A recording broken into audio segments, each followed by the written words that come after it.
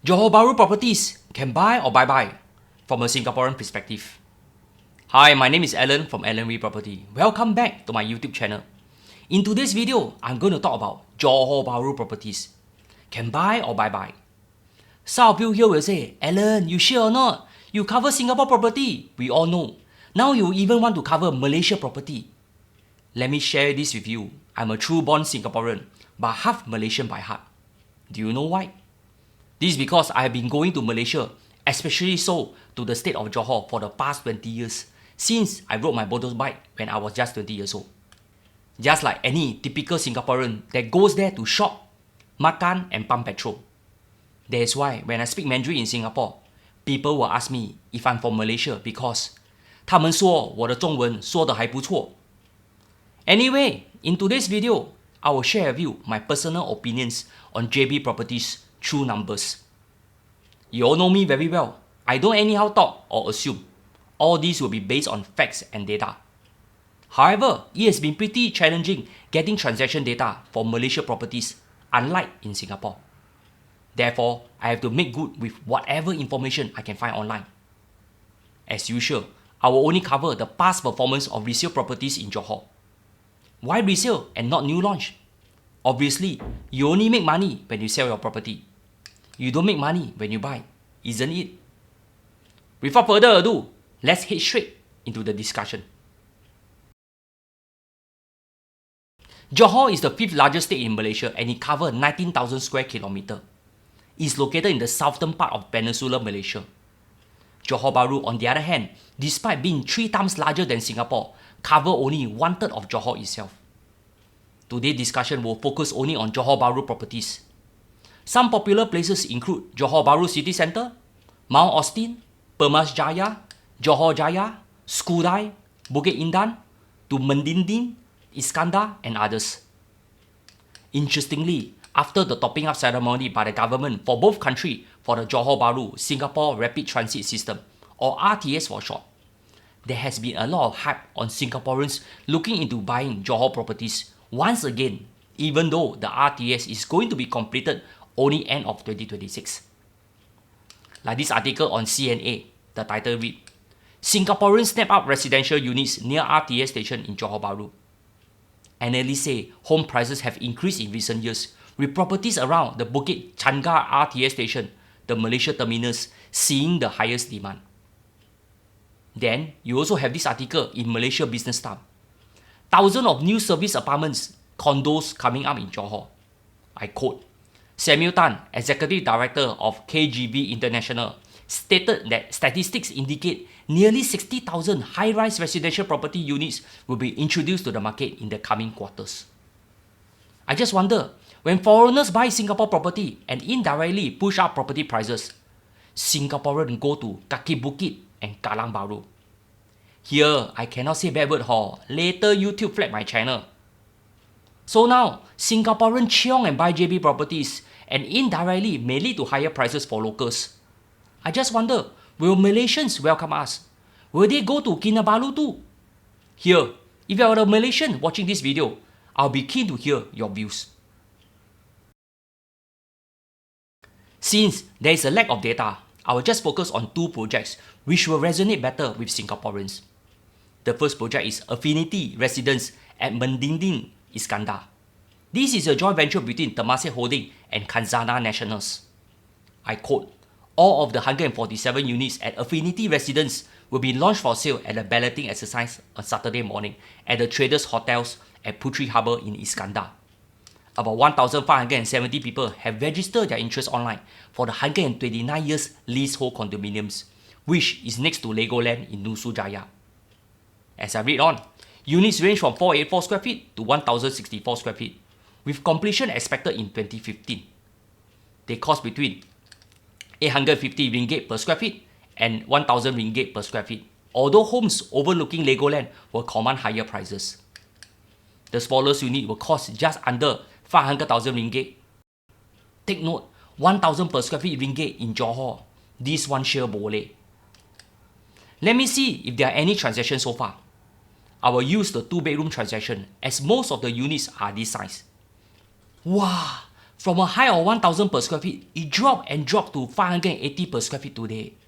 Simi taiji. Don't say I make up the numbers. You can check out the data yourself in the links below. In terms of capital gain, it lost close to 10% annualized in 5 years. This means in layman terms, it lost half its value in just 5 years.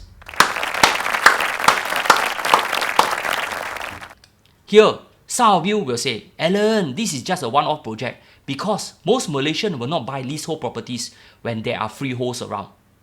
Moreover, Mendinding Iskandar is like Sentosa.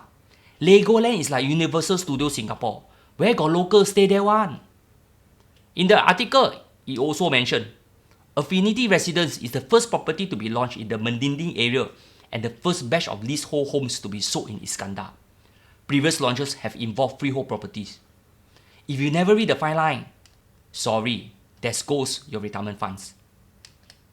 Again, some of you here will say, Alan, you cannot look at Mendinding Iskandar only because that place is far away from JB City Centre. You must look at condo near Woodland Custom site. Okay? Mo Mantai, no problem. Let's look at Paragon Residence at Street View. Do you know why I choose this condo? Well, a few years ago, I recall I booked an Airbnb here. I know this condo is pretty new and has a nice view of the Strait of Johor. Anyway, this condo is on freehold tenure. It's pretty new as it TOP in 2015 and has 533 units. We should have enough transactions to support its prices. Most of the units are bigger 3 and 4 bedrooms. This means they will be mainly targeted at owners, right? Are you keen to guess? Will it make money if you buy them from launch? This time round, let me use 3-bedroom prices for our analysis. From a high back in 2016, at 900 ringgit per square feet, it declined. Maybe because of COVID-19. That is why it dropped all the way and hit bottom in 2022 before it started to recover again. If we look into the capital gain analyzed over 5 years, it registered an 11.69% drop every year for the past 5 years. This means it lost its value by more than half. 有冇搞錯啊? This one confirm sian. If you put money into your CPF OA, you still can get 2.5%. Here, do you know why they are losing money? I seriously don't know because I'm not an expert in Malaysia property. But I only know at such price level, they are out of reach to most Malaysians. As you can see from this Age article, it stated that the median price is around 360,000 ringgit or 218 per square feet. Anything more than 550,000 ringgit is already at the 75% percentile. Hence, for those who are keen to invest in JB property, please take note. In summary, can buy or buy? My humble thoughts is, if you have spare money and don't know what to do with it, and if you have plans to semi-retire or even retire in JB for good, then please go ahead and buy. But please be cautious. Always buy where the locals are buying, be it condominium or landed properties. Study the area well. If there are cheaper landed around, I'm very sure locals will go for landed homes instead. Malaysians don't like to pay maintenance for sure. That is why it's not uncommon to see the maintenance of condominiums in Malaysia deteriorate over time. I'm not so sure whether they have strict strata title law like Singapore. If you don't pay, the MCST has the right to seize your property and put it up for sale to recover the arrears.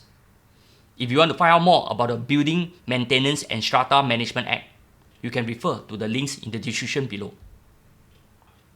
Another general rule of thumb, that place must have a sizable number of locals who are buying.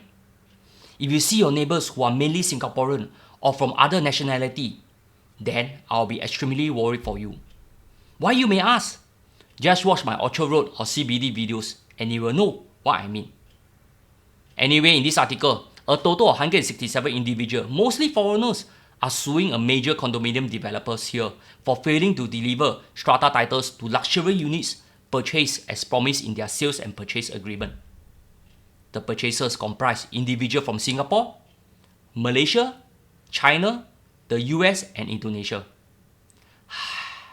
Sian. Buy overseas property still need to go into litigation. Later they deliver lemon. How? Sorry I'm a heartland boy. I don't like to go to those places where there are a lot of foreigners. because not only are the homes more expensive, but also from makan to grocery. That is why you never see me in City Square, KSL or other popular malls patronized by Singaporeans. I told you already, I am half Malaysian by heart.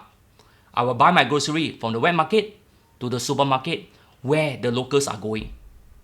Anyway, I use my Lotus, Petron and TNG wallet more often than my FairPrice or Esso app. Here, my parting words to Singaporeans who have plans to buy property in Johor Bahru. Always treat your property investments as if they are fixed deposit with no guaranteed return. You may even lose your principal. Always buy a property that locals are buying, then it will be safer. If you are not sure about the restriction on certain type of properties that foreigners can buy and the minimum price imposed by different states, please check with the local property agents on this. Also, please tolong, don't sell your HDB flat and move into Johor when the RTS is ready. HDB flats are expensive as compared to JB properties, but this is still your home. Only buy when you have extra and not with your HDB flat. And lastly, for Sinjiao or new birth Singaporeans who are visiting Malaysia for the first time, please don't say it's always cheap. We are not Jiao. The local there here until they XX law. Things are not cheap for locals Malaysians. Please take note of that. Please be sensitive. We are blessed that our currency is strong. Just quietly buy your stuff, keep a low profile and come back home safely. Malaysia, like other Asian countries, also have its safety concern. Always be careful. 1 + 1 is not equal to 2. If you know what I mean. After all, I was held ransom there before. That is why I know things are not so straightforward there. Anyway, for those Malaysians who brave the traffic to come and work in Singapore, I would like to say a big thank you to you for keeping Singapore economy running. Without Johorian, frankly speaking, Singapore economy may collapse. That is the hard truth. Terima kasih abang, kakak. Jumpa lagi di Johor Bahru.